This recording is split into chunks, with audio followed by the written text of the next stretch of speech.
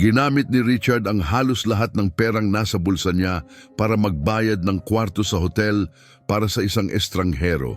Isang babaeng dumating na basang-basa sa pinto sa isang gabing may malakas na bagyo.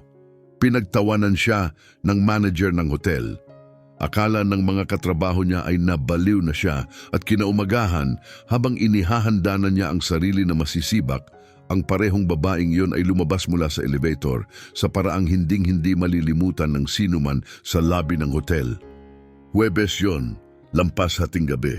Halos walang tao sa hotel. Low season yon at 3 booking lang ang naka-schedule para sa susunod na araw. 2 taon nang nagtatrabaho si Richard bilang doorman sa night shift. 30 taong gulang siya, walang asawa, at nakatira sa isang simpleng apartment na 40 minutong biyahe ng bus mula roon. Sapat lang ang sahod niya para sa renta, kuryente, tubig at para makapagpadala pa ng kaunti sa nanay niyang mag-isa sa isang maliit na bayan sa probinsya. Hindi niya kayang mawalan ng trabaho. Walang tigil ang ulan at lalo pang lumalakas. Doon napansin ni Richard ang galaw sa may service entrance. May maliit na figura na nakasiksik sa pader, pilit na sumisilong sa ilalim ng awning na halos walang naitutulong. Binuksan niya ang side door at nakita ang isang batang babae, mga 20 taong gulang siguro, na basang-basa. Dumikit sa likod niya ang maliit na backpack. Mahigpit niyang yakap ang sarili at halatang nanginginig siya. Para siyang taong umabot na sa sukdulan ng lakas. Halos hindi marinig ang boses niya nang magtanong kung may pagkain, tira man lang kahit ano. Pagkatapos, mas mahina pa, nagtanong siya kung pwede siyang magstay sa isang kwarto kahit ngayong gabi lang. 6:00 pa raw ng umaga ang alis ng bus niya pa uwi at wala siyang mapaghihintayan. Napahinto si Richard. Alam niya ang patakaran ng hotel. Walang guest kung walang reservation. Walang pagkain kung walang bayad. Ang staff na lumalabag sa rules ay binibigyan ng warning sa unang beses, tinatanggal sa pangalawa. Pero may 42 na kwarto ang hotel. At 39 doon ay walang laman. Sinabihan niya ang babae na maghintay at naglakad papunta sa front desk. Si Dolores, ang receptionist na naka-duty, hindi man lang tumingin mula sa computer nang ipaliwanag ni Richard ang sitwasyon. Richard, hindi ito homeless shelter, malamig niyang sabi. Rules are rules. Kung sobrang concerned ka, kausapin mo si Diego. Pagkarinig pa lang sa pangalan ni Diego, parang kumunot ang sikmura ni Richard. Si Diego, ang operations manager, madalas pumasok kahit hindi siya nakashift. Halos kaedad lang din, laging nakasuit, laging maayos, at magsalita siya na parang pinapaliit niya ang ibang tao. Hindi siya yung tipo na aasahan mong may awa. Sa katunayan, madalas niyang gamitin ang paghihirap ng iba para patunayang tama lang na wala siyang pakialam. Nakita ni Richard si Diego sa opisina, nakapatong ang paa sa mesa, nag-i-scroll sa phone. Diego, may babae sa labas, panimula ni Richard. Nilalamig siya, gutom at kailangan lang niya ng matutuluyan hanggang umaga. Hindi ba pwedeng mag-exception? Dahan-dahang tumingin si Diego mula sa phone. Parang may sinabi si Richard na katawa-tawa. Exception? Ulit niya natatawa. Hotel ito, hindi charity. Ang mga kwarto at pagkain ay para sa mga nagbabayad. Kung kailangan niya ng silungan, may mga upuan, simbahan o terminal ng bus, hindi dito. Alis din siya ng maaga, isang gabi lang. At sino magbabayad ng gabing iyon? Ikaw? Ngumisi si Diego. Ramdam ni Richard ang bigat ng tanong. Alam niya kung magkano ang isang gabi. Alam niya kung anong ibig sabihin noon para sa kanya. Pero alam din niyang may babaeng nasa labas, nanginginig sa lamig at kailangan lang ng kaunting init. Oo, sabi niya, ako ang magbabayad. Sandaling nawala ang ngisi ni Diego. Hindi niya inasahan ang sagot. Pero bumalik din agad ang dating ekspresyon niya. Perfect. Gawin natin ng opisyal. Ang pinakamurang kwarto ay 280 reais. Ang dinner ay 65 pa. Ibabawas natin sa sahod mo. Gusto mo pa ring ituloy? Sinabi niya ang mga presyo ng dahan-dahan, siguradong masakit ang bawat numero. Doon lang tumingin si Dolores. Huminto ang isang security guard na malapit para makinig. Ramdam ni Richard ang mga mata nila sa kanya. 345 reais, halos 1/4 ng sahod niya sa kalahating buwan. Sapat para sa kuryente, grocery o gamot ng nanay niya. Pero tumango pa rin siya. Sige, ibawas. Tinitigan siya ni Diego saglit, saka nagkibit balikat at humarap kay Dolores. Ilog mo, basic room, my dinner, paid by Richard Flores Dorman, payroll deduction.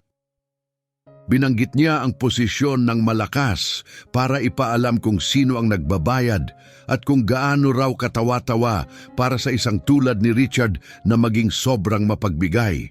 Bumalik si Richard sa service entrance. Nandoon pa rin ang babae, nakayakap sa sarili, nakasiksik sa pader. Nang sabihin niyang pwede na siyang pumasok, na may kwarto at mainit na pagkain na para sa kanya, natigilan ang babae sa gulat. Pagkatapos, mahina niyang tinanong kung magkano ang utang niya. Wala, sagot ni Richard. Sumunod siya sa hallway ng dahan-dahan, parang hindi sigurado kung totoo ba ang lahat, na parang baka biglang mawala ang sahig. Ang sinabi lang niya ay ang pangalan niya, Isabela. Wala nang iba. Hindi nagtanong si Richard. Pinapunta niya si Isabela sa 3rd floor, pinanood ang pagsara ng elevator doors, saka bumalik sa lobby at tumitig sa ulan. 345 reais, yun ang perang inaasahan niyang gagamitin para makaraos sa linggong iyon. Pero kahit papaano, may isang taong matutulog sa mainit na kama, busog ang tiyan. Para ngayong gabi, sapat na yon. Pero hindi neutral ang tingin ni Diego bago ito umalis, kalkulado. Yung klase ng tingin na ibig sabihin, iniisip na niya kung paano niya ito gagamitin. Sa loob-loob ni Richard, alam niyang hindi pa tapos ang kwento. Kumain mag-isa si Isabela sa halos walang laman na restaurant ng hotel. Sopas at isang pirasong tinapay. Tahimik siyang nakaupo, nakayuko, pilit na hindi nakakaabala na parang alam niyang hindi siya dapat nandoon. Pinanood siya ni Richard mula sa malayo. Nang matapos siya, maingat niyang pinunasan ng mesa at pinagpatong ang mga pinggan na parang ayaw niyang mag-iwan ng kahit anong utang. Bago siya pumunta sa elevator, huminto siya sa front desk. Ilang segundo siyang hindi nagsalita. Pagkatapos, halos pabulong niyang sinabi, "Salamat, totoo." Tumango lang si Richard. Wala siyang masabi. Umakyat siya. Si Richard ay naiwan sa ulan at sa bigat ng ginawa niya. Hindi nagtagal, kumalat ang usapan. Si Marcelo, ang security guard na nakarinig sa bayad, lumapit na may kape at may smug ng ngiti. "So Richard, nagbubukas ka na ba ng charity o doorman ka pa rin?" Hindi sumagot si Richard. Nagpatuloy si Marcelo. 345 bucks para sa estrangero? Siguro nabaliw ka na. "Choice ko yon," sabi ni Richard. "Bobo, pero pera mo, problema mo." Umalis siya, umiling. At hindi lang siya ang ganoon. Buong gabi, may mga empleyadong nagbibitaw ng mga komento. May iba diretsahan, may iba nakatago sa biro. Si Dolores, na dati walang pakialam, ngayon ay tumitingin sa kanya ng may awa na mas masakit pa. Ang pinakamasakit na remark ay galing kay Monica, ang cleaner na naka-assign sa floor ni Isabela. Bandang 4:00 ng umaga, sumandal siya sa desk at bumulong ng sapat ang lakas para marinig. "Sana lang hindi magnakaw yang babae. Kapag may nawala, kami ang masisisi, hindi ikaw." Nanginig ang panga ni Richard. Gusto niyang ipagtanggol si Isabela, sabihin na hindi siya ganoon, pero alam niyang walang maniniwala. Kaya nanahimik siya. Natapos ang shift niya 6:00. Nagpalit siya, sumakay ng bus pa uwi at pumasok sa apartment niyang madilim at tahimik. May mga pinggan sa lababo at walang sapin ng kutsyon dahil wala siyang oras magpalit ng malinis na kumot. Umupo siya sa gilid ng kama, hinubad ang sapatos at tiningnan ang phone. Walang message mula kay Diego. Walang update mula sa hotel. Dapat sana'y nakagaan yon, pero mas masama ang pakiramdam. Para itong mas mabigat kaysa sermon. Ibig sabihin, pinipili pa ni Diego kung anong parusa ang ibibigay. Sinubukan ni Richard matulog. Pero tuwing pipikit siya, paulit-ulit ang eksena. Si Diego, sinasabi ang mga numero, ang mapanuyang ngiti, inuulit ang posisyon niya na parang nakakahiya. Doorman, payroll deduction. Pabalik-balik siya sa kama. Sa huli, kinuha niya ang phone at kinwenta ulit. Minus 345 reais. Ibig sabihin, baka malate ang bayad sa kuryente. Kailangan bawasan ng grocery. O baka hindi agad mabili ang gamot ng nanay niya. Hindi niya kayang bayaran lahat. May kailangang isakripisyo. At doon pumasok ang pagdududa. Hindi niya pinagdudahan si Isabela. Naniniwala pa rin siyang tama ang ginawa niya para sa kanya. Pero pinagdudahan niya ang sarili. May karapatan ba siyang gumawa ng mabuting desisyon kung may ibang taong, tulad ng nanay niya, ang kailangang magdusa sa kapalit? Wala siyang alam. At kung nalaman man niya, hindi siya magsasalita. Ganun ang nanay niya. Pero hindi pwedeng maghintay ang gamot. Alam yon ni Richard. Bandang 3:00 ng hapon, tumunog ang alarm niya. Bumangon siya, suot pa rin ang parehong damit, naghilamos, nagsipilyo at lumabas.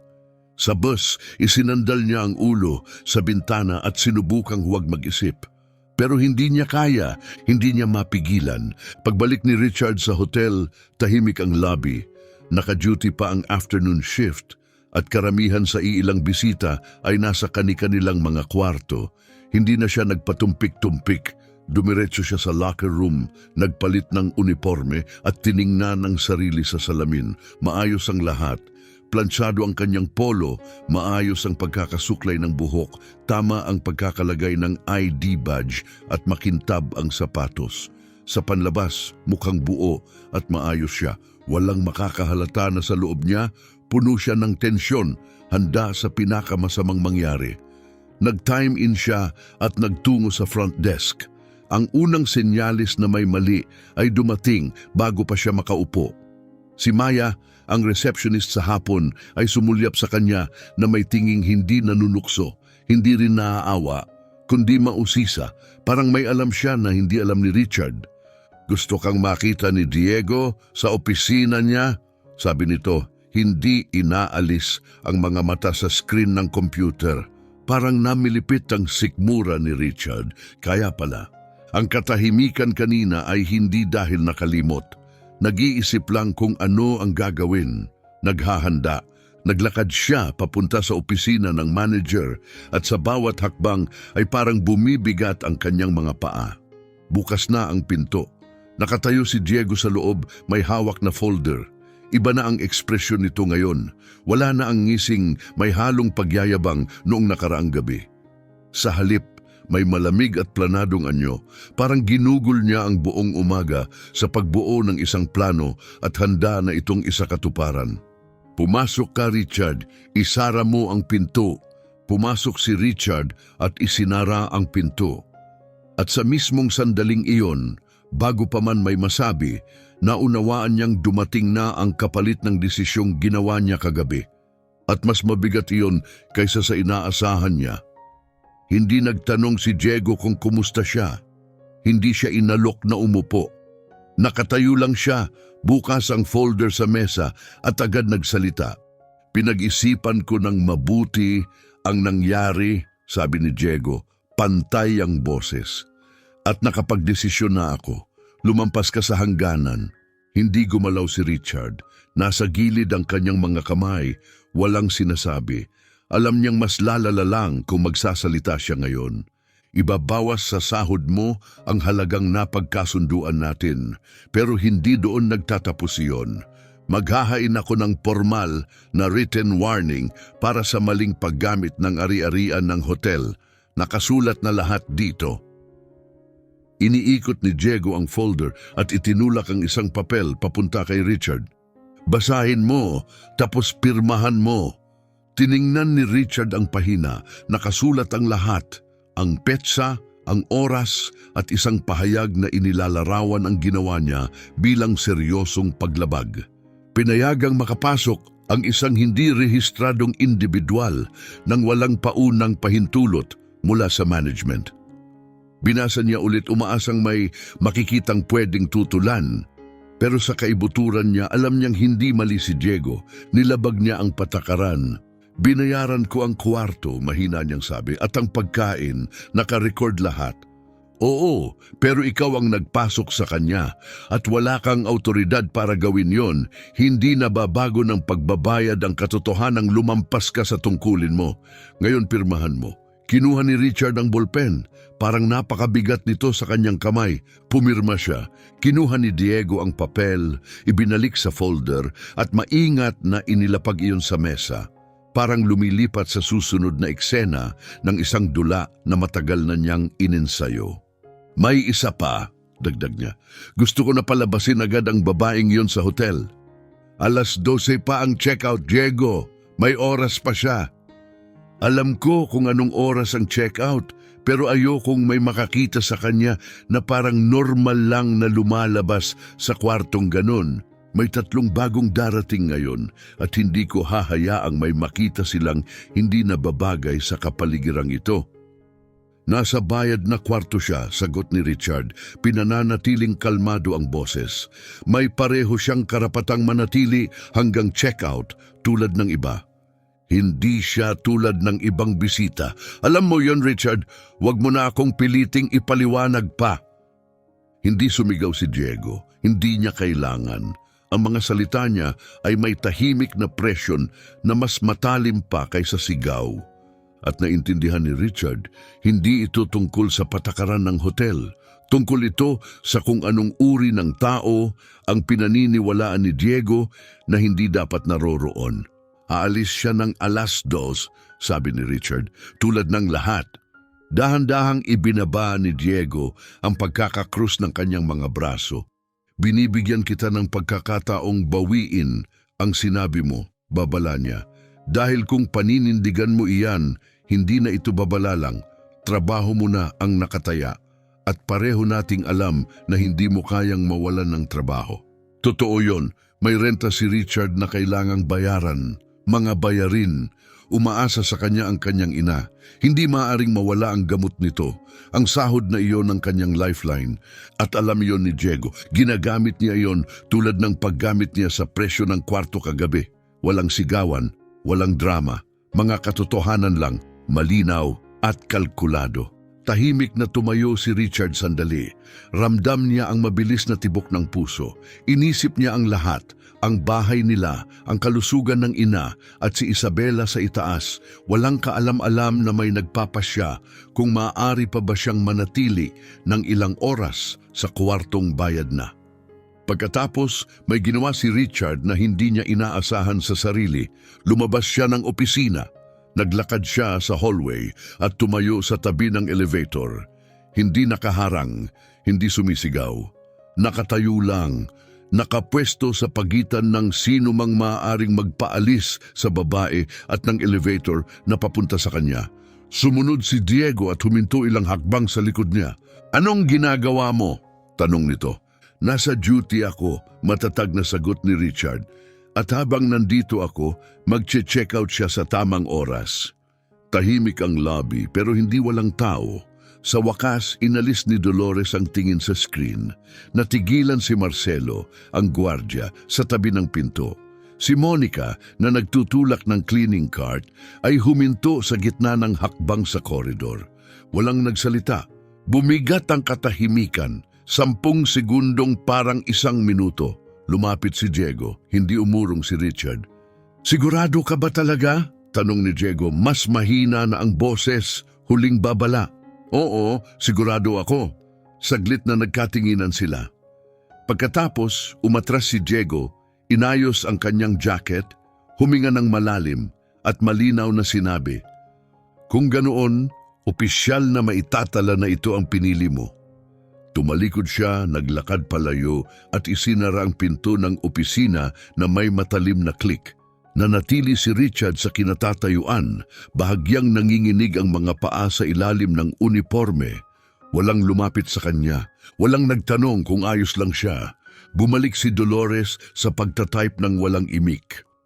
Nawala si Monica sa hallway, tahimik na tinutulak ang kanyang cart. Dumaan si Marcelo, bumagal ng kaunti at bumulong ng sapat lang para marinig ni Richard. "Patay ka dyan, pare." At nagpatuloy sa paglalakad, walang iniwang puwang para sa sagot. Sumandal si Richard sa pader at huminga ng malalim. Alam na alam niya ang ginawa niya. Isinugal niya ang lahat, ang trabaho, ang pambayad ng renta, ang gamot ng kanyang ina para sa isang dalagang wala pang 6 na oras niyang kilala. Kung magpasya si Diego na tanggalin siya, maaring matapos ang lahat bago pa matapos ang linggo. Mabagal at masakit ang pagdaan ng mga sumunod na oras. Nanatili si Richard sa front desk, ginagawa ang trabaho na parang karaniwang araw lang. Pero sa loob niya, naghihintay siya, nakikinig sa anumang tunog, anumang galaw mula sa opisina ni Diego.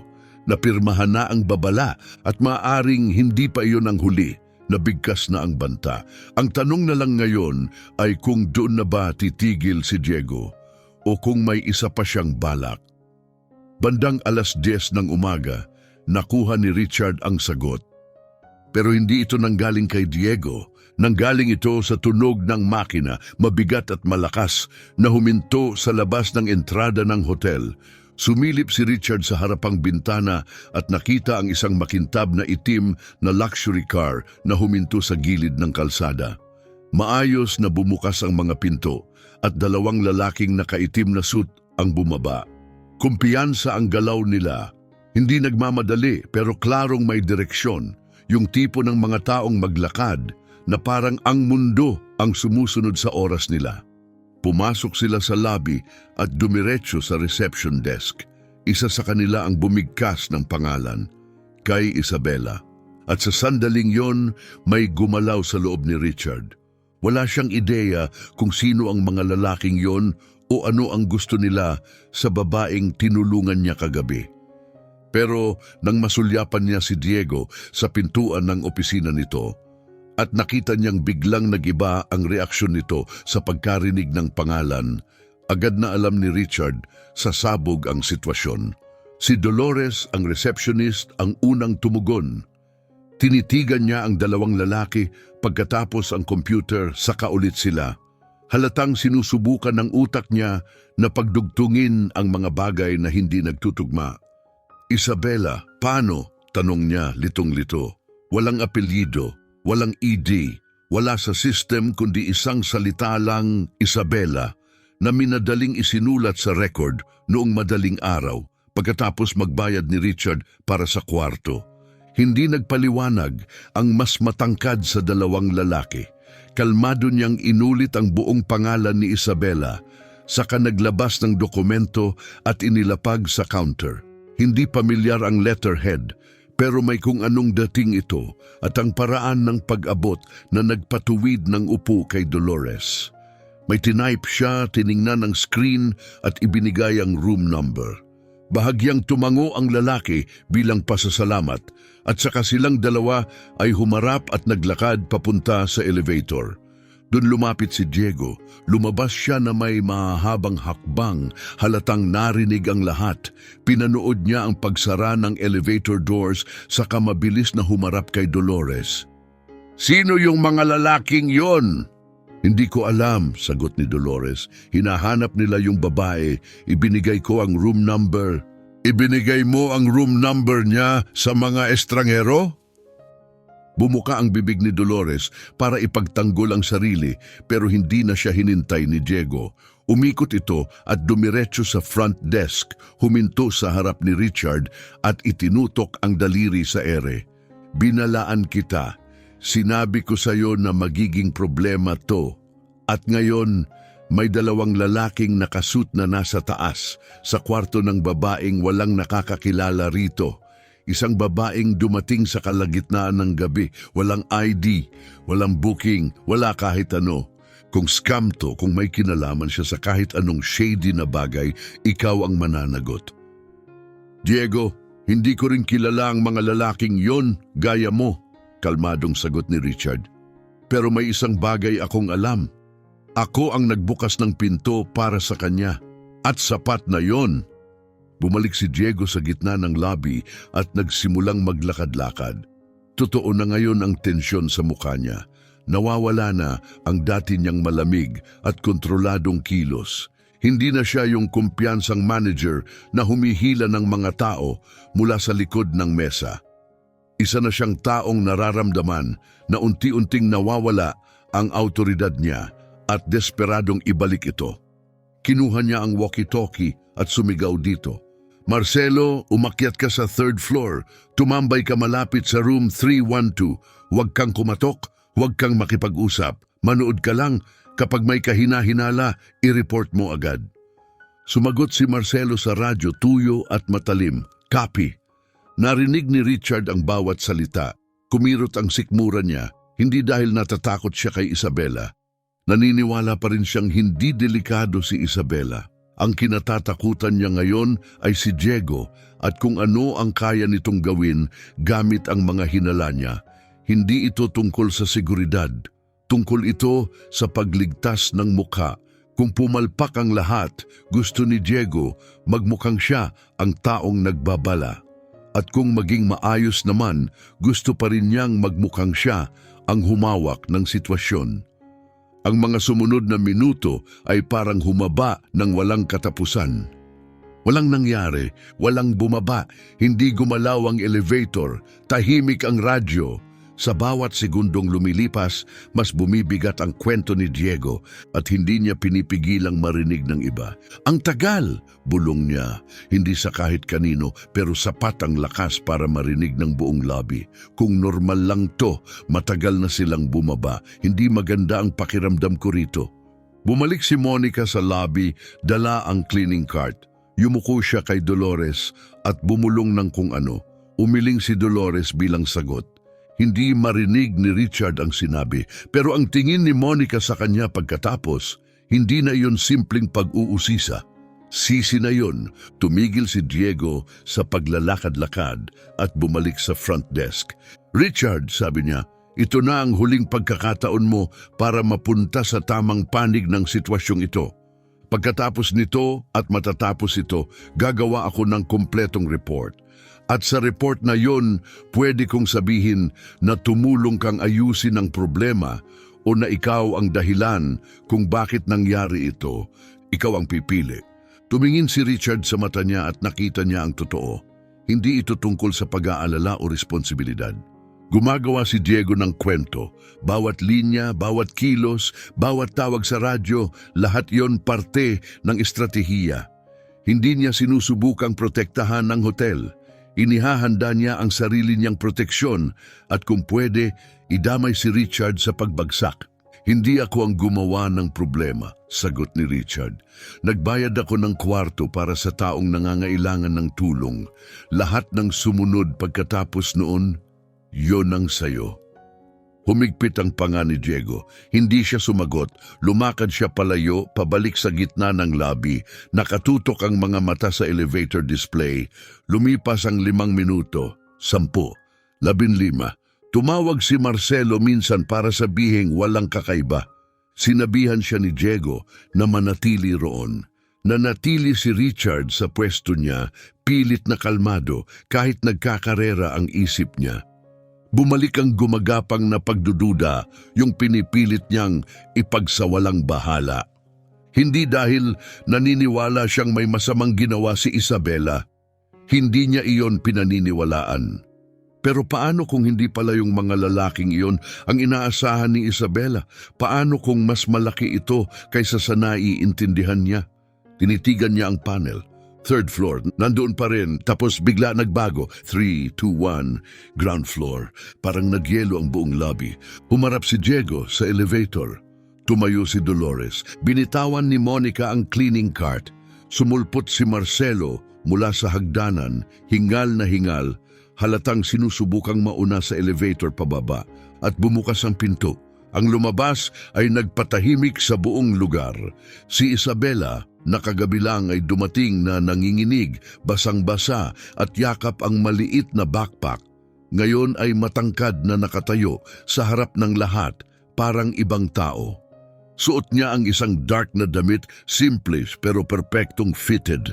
Ang buhok niyang dati basang gusot, ngayon ay maayos na nakapulupot sa isang malinis at professional na bun. Bagong sapatos, walang backpack, isang brown envelope lang ang hawak niya, kalmado. Nakapwesto ang dalawang lalaking nakasuit sa likod niya, tig-isa sa bawat gilid. Parang siya ay isang taong mahalaga. Naglakad siya sa lobby nang hindi nagmamadali. Hindi niya sinuyod ang paligid. Hindi siya naghintay ng pahintulot. Naglakad siya na may tahimik na kumpiyansa ng taong sanay gumawa ng desisyon. Sanay mapanood. Sanay na hindi humihingi ng permiso. Ang katahimikan sa lobby ay sobrang lalim na ang tunog lang ng air conditioner ang naririnig ng lahat. Walang gumalaw, walang nagsalita. Parang lahat ng nasa loob ng lobby ay biglang nahila papasok sa isang eksena mula sa ibang mundo. Parang naging entablado ang hotel at biglang walang nakakaalam kung ano ang dapat nilang gawin. Si Diego ang unang bumasag sa katahimikan. Lumapit siya ng ilang hakbang, inayos ang jacket at sinubukang isuot ulit ang karaniwan niyang itsura ng kontrol at kumpiyansa. Pero may nagbago sa mga mata niya. May munting kisap, isang bagay na hindi sigurado. Sa unang pagkakataon, hindi na puno ng autoridad ang tingin niya, hindi rin ito respeto, pag-iingat ito. Sinusukat niya kung sino talaga ang babaeng ito bago siya magpasya kung paano kikilos. Ikaw ba ang guest mula sa room 1312? Maingat niyang tanong. Unang beses narinig ni Richard na magsalita si Diego ng ganoon. Walang katiyakan. Huminto si Isabela at humarap sa kanya. Hindi nagbago ang ekspresyon niya. Matatag ang mga mata niya. Pagkatapos sinuyod niya ang lobby. Si Dolores sa likod ng front desk. Si Marcelo nakatindig ng tuwid sa hallway. Si Monica nanginginig ang kamay sa pagkakahawak sa cleaning cart. At sa huli, si Richard. Tahimik siyang nakatayo sa likod ng reception. Ramdam ang tibok ng puso niya na parang napakalakas. Halos marinig sa marmol na sahig. Oo, sagot ni Isabela. At kailangan kong makausap ang lahat ng staff ng hotel. Ngayon din, kumurap si Diego 2 beses at sapat na iyon para sabihin ang lahat. Ano bang gusto mong pag-usapan? Tanong niya, pilit na pinananatili ang kontrol. Tungkol sa kinabukasan ng hotel na ito, sagot ni Isabela. At tungkol sa nangyari rito kagabi. Bumuka ang bibig ni Diego para sumagot pero bago pa siya makapagsalita, lumapit ang isa sa 2 lalaking nakasuit sa tabi ni Isabela at hinarap ang buong lobby. Isabela Mendoza, private security, pinapatawag niya ang staff. Ngayon, umalingaw-ngaw ang boses niya na parang hatol. Lumaki ang mata ni Dolores sa gulat. Umatras si Monica mula sa cart, halatang nanginginig. Nakatayo si Marcelo na parang estatwa na hahati sa pagitan ng pagsunod at pagkalito. At si Diego, namutla, nagiba ang buong tindig niya. Nawala ang dating matigas na postura, bahagyang bumagsak ang balikat niya. Lumabas ang kanang kamay niya mula sa bulsa at bumagsak ng tuwid sa tagiliran. Iniwasan niya ang mata ni Isabela. Lumihis ang tingin niya. Papunta sa counter, sa sahig, kahit saan wag lang sa mukha niya. Binili ang hotel, tanong niya. Parang kapag binigkas niya iyon ng malakas ay magiging mas totoo. Tinapos ng pamilya ko ang pagbili 2 linggo na ang nakalipas. Sagot ni Isabela, kalmado at pantay ang tono. Pinoproseso pa ang opisyal na transfer, pero mula sa sandaling ito, lahat ng desisyon, operasyon, staff at istruktura ay dadaan sa akin. Kita ang paglunok ni Diego. Nakita ni Richard ang galaw sa lalamunan niya na parang orasan na nagbibilang pababa. At sa unang pagkakataon, ang lalaking minsang nagbanta na kayang tapusin ang karera niya sa isang kisap mata, ngayon ay nakatayo sa gitna ng lobby na walang masabi. Ang parehong lalaking namimigay noon ng ultimatum na parang memo lang sa opisina, ngayon ay tila hindi na alam kung saan ilalagay ang mga kamay niya. Pero hindi naghihintay si Isabela. Humarap siya sa lahat ng nasa lobby. Malakas ang boses niya pero kalmado. Hindi niya kailangang lakasan, may bigat ang bawat salita. Naiintindihan ko na marami sa inyo ang hindi ako kilala at malamang ay nakakalito ang sandaling ito, pero hinihiling kong makinig kayo ng mabuti sa sasabihin ko dahil apektado ang bawat isa sa inyo. Dahan-dahang lumapit si Monica, nag-aalangan. Umalis si Marcelo sa hallway at pumuwesto malapit sa desk. Unti-unting tumayo si Dolores. Kahit ang cook na noon ay nagpapatuyo ng kamay sa may pinto ng kusina, ay huminto at sumandal sa doorway, nakikinig. Hindi gumalaw si Richard. Nananatili siya sa likod ng counter, nakababa ang mga braso. Hindi alam kung ginhawa ba ang nararamdaman niya, takot o pareho. May bahagi sa loob niya na gustong maniwala na ngayon ay magiging malinaw na ang lahat, na darating na sa wakas ang hustisya. Pero alam din niya, hindi nagbibigay ang buhay ng milagro ng walang kapalit. At hindi pa rin niya alam kung magkano ang magiging halaga nito. Bumaling si Isabela ulit kay Diego, pero sa pagkakataong ito, walang galit ang tingin niya. Walang hamon. Kalmadong katiyakan lang ng taong alam na alam kung ano ang kailangang sabihin. Bago ko pag-usapan kung saan papunta ang hotel na ito, sabi niya, kailangan kong pag-usapan ang nangyari rito kagabi. Dahil ang naranasan ko ay nagpakita sa akin ng dalawang katotohanan. At ang dalawang katotohanan iyon ang huhubog sa lahat ng susunod na mangyayari. Huminto siya. Sobrang tahimik ng lobby na maririnig mo ang tiktak ng wall clock sa likod ng reception. Sinubukan ni Diego magsalita. Itinaas niya ang kamay, bumuka ang bibig, parang aatras siya o kokontra. Pero hindi na kailangan ni Isabela siyang pigilan. Sapat na ang tingin niya. Ibinalik ni Diego ang kamay niya. At sa sandaling iyon, naintindihan ng lahat. Lumipat na ang kapangyarihan sa hotel. At ang may hawak nito ay ang parehong batang babaeng ilang oras lang ang nakalipas ay pumasok mula sa ulan, basang-basa, gutom at pabulong na humihingi ng kaunting pagkain. Binuksan ni Isabela ang brown envelope na hawak niya. Ang susunod na mangyayari ay babago sa direksyon ng buhay ng bawat tao sa loob ng lobby. Kinuha niya ang isang nakatiklop na papel pero hindi niya ito agad binuksan. Sa halip tumingin siya sa paligid, isa-isa, tao kada tao, bago siya nagsimulang magsalita. Ang buong pangalan ko ay Isabela Mendoza. Ang pamilya ko ay may-ari ng grupo ng mga hotel sa iba't ibang lugar sa interior. 2 linggo na ang nakalipas, pinirmahan ng tatay ko ang kasunduan para bilhin ang hotel na ito. Opisyal na ang transition at simula sa susunod na linggo, ang property na ito ay ganap ng mapapailalim sa pamamahala namin. Ako ang naatasang mga siwa sa transition na iyon. Malinaw at maingat ang mga salita niya, walang palamuti, walang drama. Hindi siya nagpapakita. Nagbibigay siya ng katotohanan. Kumurap si Dolores, parang sinusubukang ipasok sa isip ang bawat salita. Mahigpit na niyakap ni Monica ang sarili. Ang mga daliri niya'y bumabaon sa manggas, halatang nanginginig. Lumipat ng bigat ang cook, mas sumandal sa doorframe. Si Marcelo ay nakatingin sa sahig, mahigpit ang panga. At si Diego ay hindi gumalaw, parang nagyelo siya. Pero may something sa kanya na mas maliit na ngayon, hindi sa laki kundi sa presensya. Nagpatuloy si Isabela. Alam kong marami kayong tanong, at sasagutin ko iyon sa tamang oras.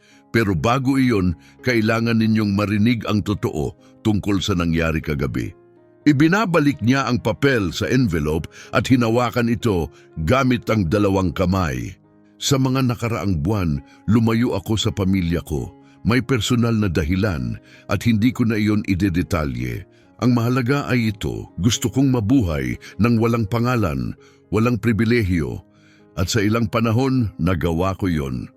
Sandali siyang tumigil, nanatili ang katahimikan. Hanggang kagabi, nung umabot na ako sa limit ko, wala akong pera, wala akong matutulugan. Ang tanging bus pabalik sa bayan ko ay hindi aalis hanggang umaga. Ang kailangan ko lang ay isang tuyong lugar na mapaghihintayan.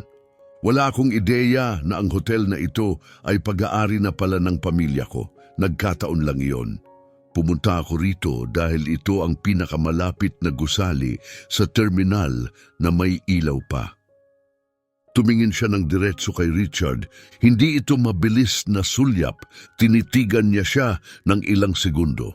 Nang dumating ako rito, humingi ako ng 2 simpleng bagay, kaunting pagkain at lugar na mapagtutuluyan hanggang umaga. Isang tao lang ang tunay na nakinig. Pumunta siya sa reception, sinabihan siya ng hindi. Pumunta siya sa management, pinagtawanan siya. At kahit may lahat siyang dahilan para umalis, kahit alam niyang may kapalit ito, ang sahod niya, ang kinabukasan niya, pati ang reputasyon niya, gumawa siya ng isang desisyon. Huminto siya. Ibinaba ni Dolores ang tingin. Dahan-dahang ibinuka ni Monica ang mga braso at ngayon ay magkasalikop na ang mga kamay niya sa harap. Ang taong gumawa ng desisyong iyon ay si Richard. Sa mismong sandaling lumabas ang mga salitang iyon sa kanyang labi. Parang pinuno nila ang buong silid. Parang isang bagay na alam na ng lahat sa kaibuturan. Pero hindi kailanman inakalang maririnig ng malakas. Namula ang mukha ni Richard sa init. Gusto niyang umiwas ng tingin pero hindi niya magawa. Diretsyong nakatingin si Isabela sa kanya. At sa mga mata nito, hindi lang pasasalamat ang naroon. Hindi rin awa. May mas malalim pa, isang tahimik na pagkilala, isang tinging nagsasabing, nakita ko ang ginawa mo, naiintindihan ko kung ano ang naging kapalit nito sa'yo.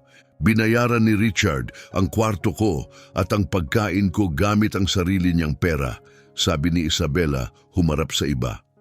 At nang pilitin ako ng manager ng hotel na ito na paalisin bago ang check-out, nanindigan si Richard. Kahit alam niyang pwedeng ikapahamak ng trabaho niya ang ginawa niya, hindi niya alam ang pangalan ko. Hindi niya alam kung sino ako o saan ako nanggaling. Tumulong siya dahil naniniwala siyang iyon ang tama. At tama siya. Hindi komportable si Diego. Hinila niya ang buhol ng kanyang kurbata na para bang biglang sumikip. Bahagyang bumagsak ang balikat niya. Banayad lang, pero napansin niyon ni Richard. Lumapit si Isabela sa front desk. Tumigil siya mismo sa harap ni Richard at iniabot ang kanyang kamay. Salamat, sabi niya, hindi lang para sa kwarto o pagkain, kundi dahil tinrato mo akong tao nung walang ibang gumawa. Hinawakan ni Richard ang kamay niya. Hindi siya makapagsalita, tumango siya, pilit nilulunok ang buhol sa lalamunan. Binitiwan ni Isabela ang kanyang kamay at humarap muli sa lobby. Simula sa susunod na linggo, magkakaroon ng mga pagbabago rito. Ang iba ay makakaapekto sa istruktura. Ang iba naman ay tungkol sa staffing. Makikipagkita ako sa bawat isa sa inyo sa mga susunod na araw. Pero may isang desisyon na nagawa ko na at hindi ko na kailangang ipagpaliban pa. Muli siyang tumingin kay Richard.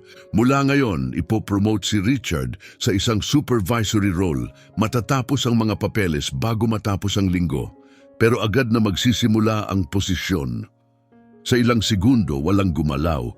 Pagkatapos napabuga si Dolores ng marahang hininga. Parang matagal niya iyong pinipigil. Ang kusinero sa may pinto ng kusina ay bahagyang tumango. Parang tahimik na sumasang-ayon. Kahit si Marcelo ay tumingin kay Richard at nawala ang karaniwang panunukso sa mukha nito. Napaltan niyo ng iba, isang bagay na mas malapit sa respeto. Hindi niya sasabihin ng malakas, pero naroon yon na natiling nakatayo si Richard. Hindi siya ngumiti, hindi siya nagdiwang. Pakiramdam niya lang ay may isang bigat na naalis sa balikat niya. At may isa pang mas mabigat, ibang uri ng bigat, ang pumalit. Pagkatapos lumapit si Diego, inayos niya ulit ang kanyang suit muli at sinubukang magsalita. Maayos ang boses niya pero may bahagyang panginginig na nagbunyag ng totoo. Isabela, gusto kong ipaliwanag ang mga pangyayari sa likod ng mga naging desisyon ko. Bilang manager, responsibilidad kong protektahan ang hotel at ang mga bisita. Sinunod ko ang standard protocol. Tumingin si Isabela sa kanya, hindi siya nagtaas ng boses. Hindi niya kailangan. Tinanggihan mong tulungan ang isang taong nangangailangan, sabi niya. Pinaalis mo siya sa isang hotel na may 39 na bakanteng kwarto. Sinubukan mo siyang piliting umalis bago pa dapat matapos ang oras, kahit bayad na ang kwarto. At nang may empleyadong sumubok tumindig para sa tama, tinakot mo siyang tatanggalin. Hindi yung protokol, desisyon yun. Tumahimik si Diego, bumaba ang kamay niyang kanina'y nag-aayos ng kurbata at napunta sa kanyang tagiliran, naghintay ang labi, walang nagsalita.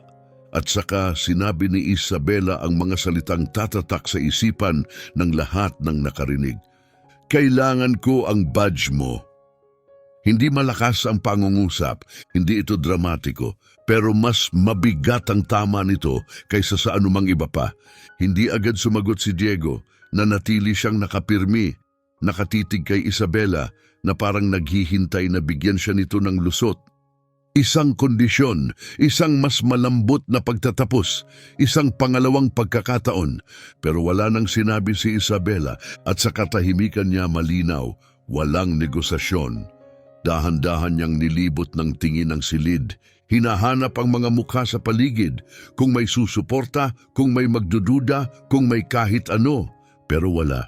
Nakatuon si Dolores sa kanyang screen, nakatingin si Marcelo sa sahig, nakayuko si Monica, nakatingin sa sarili niyang mga kamay, at ang kusinero ay tahimik nang umatras pabalik sa kusina.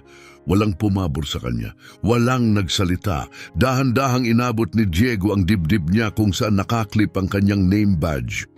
Nakahinto ang mga daliri niya roon sandali, sapat para makita ng lahat ang pag-aalinlangan niya. Pagkatapos, mabilis niya itong inalis at iniabot. Hindi tumingin si Isabela pababa. Kinuha niya iyon at lumipat sa gilid. Inayos ni Diego ang suit niya sa huling pagkakataon. Itinaas ang baba at naglakad papunta sa side corridor. Ang parehong daanan na araw-araw niyang ginagamit para pumasok at lumabas ng hindi humaharap sa mga bisita. Pero ngayon, hindi na yun shortcut. Yun na lang ang tanging daan palabas. Hindi siya lumingon. Hindi siya nagsalita. Ang tunog ng kanyang sapatos sa tiles ay unti-unting humina at tuluyang nawala. Nang mag-click ang side door at tuluyang sumara, parang sabay-sabay na huminga ang buong lobby. Isinuksok ni Isabela ang badge sa brown envelope kasama ng iba pang mga dokumento. Tumingin siya sa mga empleyadong nakatayo pa roon, kina Dolores, Marcelo, Monica, at sinabi, mas magaan na ang boses ngayon, halos kaswal. Kakausapin ko ang bawat isa sa inyo sa mga susunod na araw. Hindi ninyo kailangang mag-alala. Sa ngayon, bumalik na lang kayo sa mga pwesto ninyo. Isa-isa silang umalis. Umupo si Dolores at nag-type, bahagyang nanginginig ang kanyang mga daliri. Tumaan si Marcelo kay Richard nang walang kahit anong komento. Isang tahimik na tango lang. Maliit na kilos pero puno ng kahulugan. Itinulak ni Monica ang cart niya papasok sa service elevator, walang imik. At saka naging walang laman ang lobby. Si Richard at si Isabela na lang ang natira. Bumalik si Isabela sa front desk at tumayo sa harap niya. Sa pagkakataong ito, hindi niya iniabot ang kamay niya. Tumayo lang siya roon ng tahimik sandali. Pagkatapos ay sinabi niya, tinawagan ko ang tatay ko mula sa kwarto kaninang umaga. Sinabi ko sa kanya ang lahat. Tumango si Richard. Gusto niyang pumunta rito mismo. Pagpapatuloy niya. Pero sinabi kong ako na ang bahala.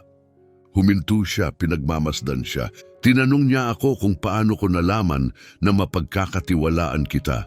At sinabi kong hindi ko alam. Hindi talaga. Gaya rin ng hindi mo alam kung mapagkakatiwalaan mo ako nang buksan mo ang pintong iyon. At iyon mismo ang dahilan kung bakit mahalaga iyon. Muling nanikip ang lalamunan ni Richard. Gusto niyang magsabi ng kahit ano, pero ang tanging lumabas ay, ginawa ko lang ang pakiramdam kong tama.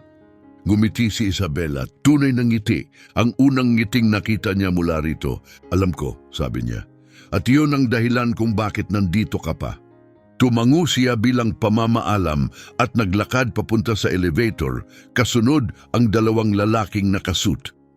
Nagsara ang pinto at muling nanumbalik ang katahimikan sa lobby. Ang mga sumunod na araw ay dumaan sa kakaibang kapayapaan. Bukas pa rin ang hotel. Patuloy ang pagdating ng mga bisita pero may nagbago, isang bagay na walang makapaglagay sa salita. At sa unang pagkakataon matapos ang mahabang panahon, inabangan ni Richard ang susunod na mangyayari. Nagpatuloy ang mga shift gaya ng dati. Parehong routine, parehong oras, pero may nagbago sa hangin. Parang ang mismong mga pader ng hotel ay nakarinig ng bawat salitang binitawan sa lobby na iyon. At ngayon ay tahimik na naghihintay kung ano ang susunod na mangyayari. Sa isang tahimik na Martes ng hapon, inalis ang mga gamit sa opisina ni Diego. Walang anunsyo, walang komento, isang kahon lang na puno ng mga folder, ballpen at nagkalat na papeles ang inilabas ng isang tao mula sa administrasyon.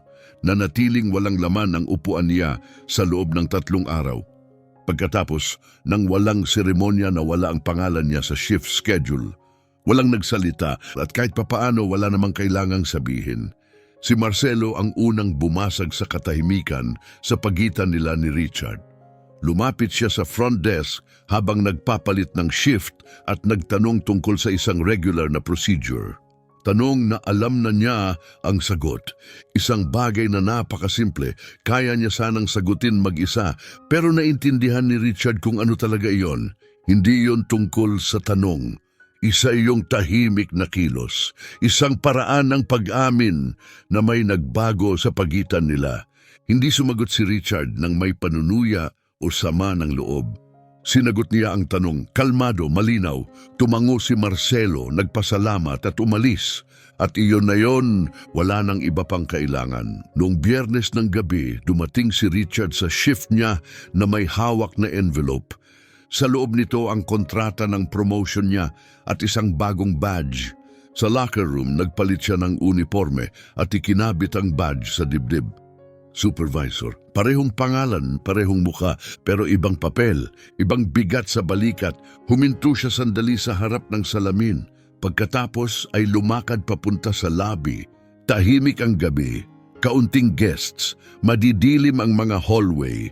Naglakad siya papunta sa front desk, ang parehong lugar kung saan siya tumayo sa loob ng 2 taon.